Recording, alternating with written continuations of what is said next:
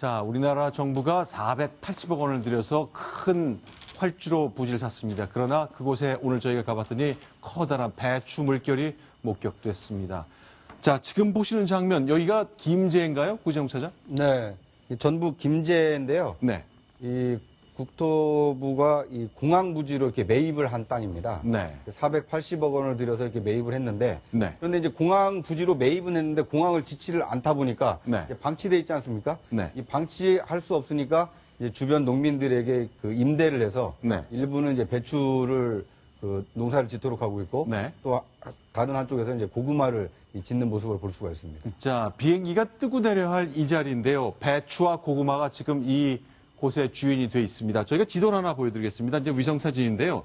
파란색 띠를 두는 곳, 바로 이것이 김제공항 부지.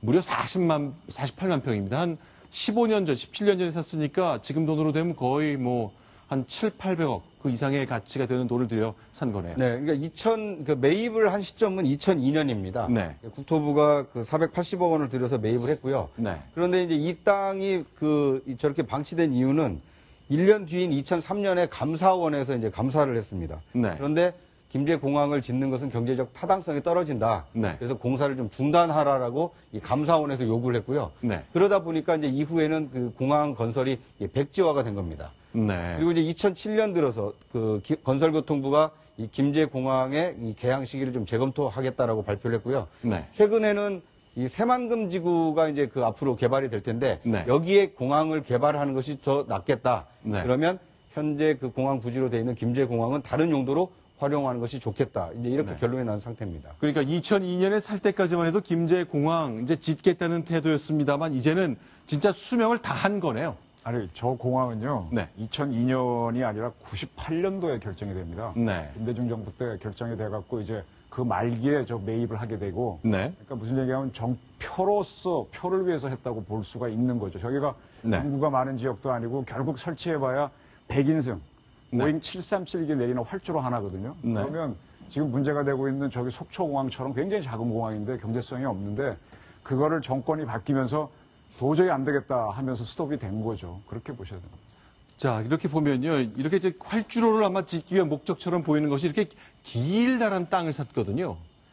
자, 이것이 이제 98년 DJ 정부 1년 차 때 결정을 했고 5년 차인 2002년에 실제 땅을 샀습니다. 그래서 제가 드리고 싶은 질문이 이듬해에 감사원이 잠깐만 네. 공항 짓지 마. 왜냐하면 문제가 있어. 라고 제동을 걸어서 멈춰준 겁니다. 그렇습니다. 감사원이 이렇게 바로 멈추게 할 걸 그 전까지는 땅 사고 진행하는데 별 문제가 없었나 보죠.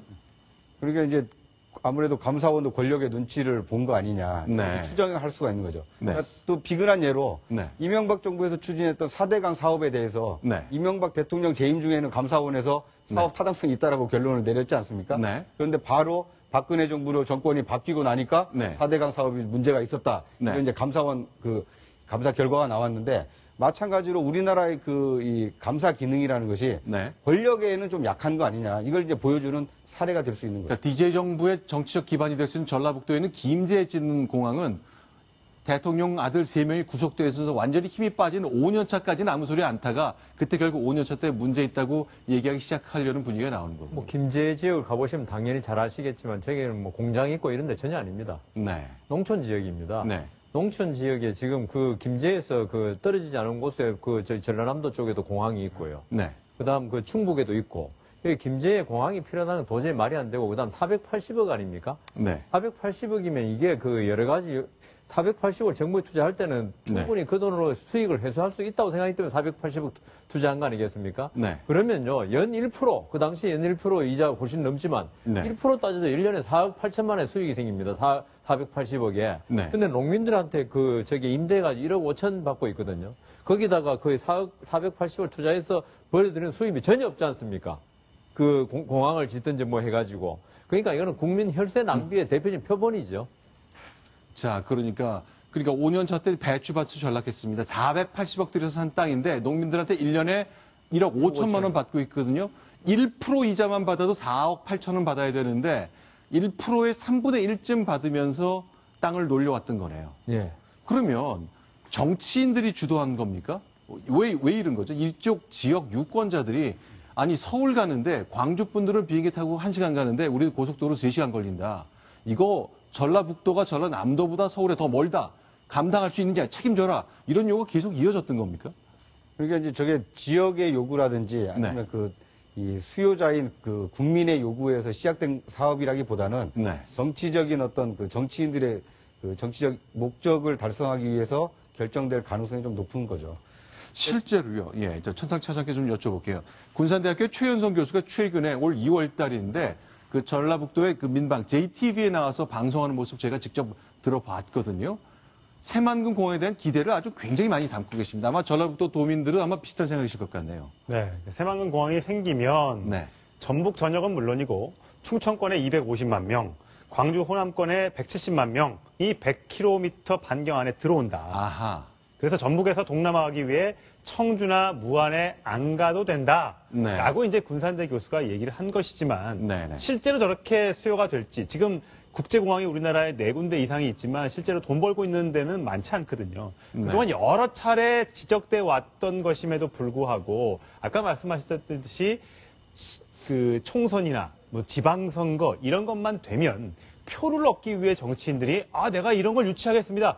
되면 좋고 네. 안 되더라도 내가 지역 주민들을 위해서 이렇게 노력했다라는 걸 한 줄에 넣기 위해서 네. 주로 정치인들에 의해서 저런 신공항, 그다음에 또 어디 도로 건설 네. 이런 것들이 추진되는 경우가 굉장히 많습니다. 실제 안 짓더라도 타당성 조사를 위한 예산 따오면 봐라 이제 시작이다. 내가 이거 따왔다. 이런 좀 생색이 좀 나긴 나는 거겠군요. 나는 건데 네. 저기 이 국민 여러분들도 이 항공 시스템을 좀 아셔야 되는데요. 네.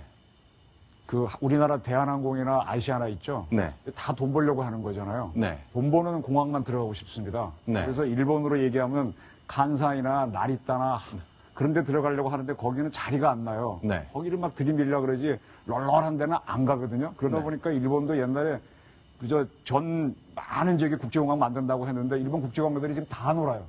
근데 그걸 보면서도 우리가 그대로 따라갔어요. 지금 따라가다가 좀 멈춘 건데 네. 저런 거는 이제 썬크 코스트, 매몰 비용이라 그래서 우리 왜 네. 주식 투자하다가 손절매 하듯이 툭 터는 게 오히려 이익이지 저거 아깝다고 더 투자하면은 네. 일본 꼴 나는 겁니다. 네. 그래서 저 공항 저거 투자하는 거 저거 투자하면은 비행기 들어올 것 같죠. 항공회사들은 손님 없는데 왜 들어옵니까? 더군다나 KTX 옆으로 지나가는데 저기에 속아서 표 찍어주시고 네. 자기 세금 날리는 국민 더 이상 안 나왔으면 좋겠습니다. 미국같이 국토가 우리나라에 40배가 넘으면요. 네. 국제공항이 많이 있을 필요가 있죠. 네. 그리고 완전히 분산 잘 돼 있지 않습니까? 그리고 지금 아까 최연성 교수님이 뭐 그 170만 명, 100만 명이 네. 그 새만금 공항 통해서 간다고 그러는데요. 네. 지금 그 전라북도 이런 지역에 그 사는 분들의 자식들이 거의 서울에 와 있습니다. 서울이나 광주에. 네. 그러면요, 이분들이 해외여행 갈 때 네. 일단 서울에 와서 자식들 한 번 만나보고 인천공항에서 떠나지 네. 왜 새만금에서 바로 떠납니까? 서울에 와서 그 자식들한 용돈도 좀 얻고 해야지. 그런 네. 거라 전혀 무시한 처사가 아닌가 그렇게 생각됩니다. 저기 새만금은요. 네. 이게 이제 굉장히 오래된 사업인데 그 옛날에 오명 장관이 건설부 장관 할 때 벌써 네. 25몇 년 전 얘기인데 저분 네. 아이디어가 뭐였는가 하면 새만금을 해서 그 앞에 방축도라든지 섬들이 있지 않습니까? 네. 거기를 제2의 홍콩으로 만들자. 네. 그래서 완전히 한 30년, 50년 조차를 줘갖고 그때 홍콩이 중국에 반환될 타임이거든요. 그래서 금융자본들이 들어와서 거기에서 우리는 물하고 뭐 SOC만 제공하고 그러고 났을 때 이제 공항을 짓는다 그러면 저게 가능성이 있는 건데 그 사업이 지금 완전히 물 건너갖고 홍콩이 지금 잘 돌아가고 있습니다. 네. 그래서 그때 우리가 실기를 하면서 다 날아간 건데 지금까지 붙잡고 있다면 잘못된 겁니다. 자, 그러면 이제 지금 저희가 배추밭, 고구마밭이 된 그 지역은 이제 용도 폐기가 됐습니다. 용도 변경 이제 선언됐거든요. 이제 다음은 새만금이라고 정부가 생각을 한다고 추미애 의원이 전당대회 출마를 앞두고 공약으로 내세웠습니다. 추미애 의원은 이거 허풍 공약 아니라고 단호하게 말하고 있습니다. 이렇게 얘기합니다. 듣겠습니다. 새만금 신공항 사업도 국토부에서 제5차 공항개발 중장기 종합계획에서 확정한 사업인 것입니다. 국회 예결위에서도 타당성 용역비로 예산 8억 원을 책정하고 자, 그러니까 실체가 있는 거다. 내가 괜히 김해 쪽의 동남권 신공항 논쟁 끝이라고 해서 영합주의를 하는 것이 아니라고 말하고 있습니다. 질문 드립니다. 자, 중앙정부가요, 공항개발 중장기 종합계획을 확정했다는 것. 이것은 얼마나 현실에 가까이 다가선 걸 말합니까? 국방부에 가면요. 네. 중장기 계획 많이 세우거든요. 네. 그대로 가는 거 별로 못 봤어요. 네. 예산하고 안 맞고 우리나라에서 항상 문제가 이제 군을 예로 설명드리겠습니다. 네. 지금 기재부하고 국회에서 국방 예산 연 증가율을 3.몇% 정도 했습니다. 네. 근데 국방부에서 계획 짤 때는요, 연 7% 올라간다는 계산으로 사업축 세워놓거든요. 네. 국방 장기 계획 세우는데 계속 안 맞아요. 그래서 내가 왜 기재부에서 매년 배정하자는 증가율 갖고 계산해야지 그러는데, 그럼 다 알면서도 안 해요. 왜냐하면 자기 실적을 내려고. 똑같이 국토부도 그런 경향이 있습니다. 자기네 예산이 얼마가 올지를 알고 해야 되는데 자꾸 네. 그걸 하는 거, 일거리 만드는 거죠. 일단 타당성 조사를 위해서 8억 원 예상이 배정됐다고 추미애 의원은 얘기하고 있습니다. 그러니까 일단 조사는 진행되는 거잖아요. 근데 이제 이게 같은 국토교통부라고 하더라도요. 네. 항공정책을 담당하는 쪽에서는 항공 개발을 자꾸 하려고 계획을 세우는 거고요. 네. 다른 어떤 이제 그 교통 인프라, 예를 들면 네. 뭐 KTX라든지 이런 철도 인프라를 담당하는 쪽에서는 네. 철도를 앞으로 5년 내, 10년 내 얼마나 더 확충할 건지 이 계획을 세우거든요. 중장기 계획을 세우는 거죠. 그렇습니다. 그러니까 같은 국토교통부라 하더라도 담당하는 부서에 따라서 달라질 수 있는 겁니다. 또 네. 어떤 것을 크게 이게 확대해서 볼 거냐 이거에 따라서 이제 그 차이가 있는 거고요. 네. 계획에 들어가 있다고 해서 무조건 계획대로 실행한다는 것은 아닙니다. 알겠습니다. 이번에는 전라북도 얘기했는데 대구로 한번 가보겠습니다. 대구 역시 공항 문제로 홍역을 앓고 있잖아요. 대구 지도를 저희가 준비했습니다. 동북 쪽에 동구가 있습니다. 유승민 의원이 바로 이 지역에서 당선됐는데요. 자, 이 지역에 이제 대구 공항이 있는데 K2라는 군공항하고 같이 쓰는 네, 거죠. 네. 저 K2 기지를 설명을 드릴게요. 지금 네. 한국공군이 갖고 있는 가장 첨단 전투기가 F-15K입니다. 그렇죠. F-15K가 저기에 있습니다. 저기에 네. 있고 저 전투기가 뜨고 내리고 작전하다 보면 많은 보급품이 필요하죠. 군수품. 네. 그걸 담당하는 군수사령부가 저기에 있습니다. 네. 그래서 저기 K2가 먼저 만들어져서 네. 대구 외곽에 아마 저기 6.25 전쟁 할 무렵에 만드는 굉장히 오래된 공항이 있거든요. 저게 운영이 쭉 되다가 대구가 점점 커지다 보니까 그때는 동구도 대구에 포함도 안 됐어요. 네. 그러다가 대구도 공항이 필요하다 그러니까 군공항에다가 청사를 만들어서 민간 비행기도 내리게 해준 거거든요. 네. 근데 지금 와서는 그쪽에 아파트 단지가 들어서고 또 지역구 의원은 주민들은 소리 네. 시끄럽다고 해서 나가라 하니까 네. 국회의원이 편성해서 나가라 이러고 있는 거죠. 그 의원이 유승민입니다. 자, 밀양공항에 만약에 유치가 됐더라면 대구공항, 민간공항은 폐쇄하고 K2 군공항은 이전하면 이 넓은 땅을 개발하면서 이득을 많이 챙길 수 있었는데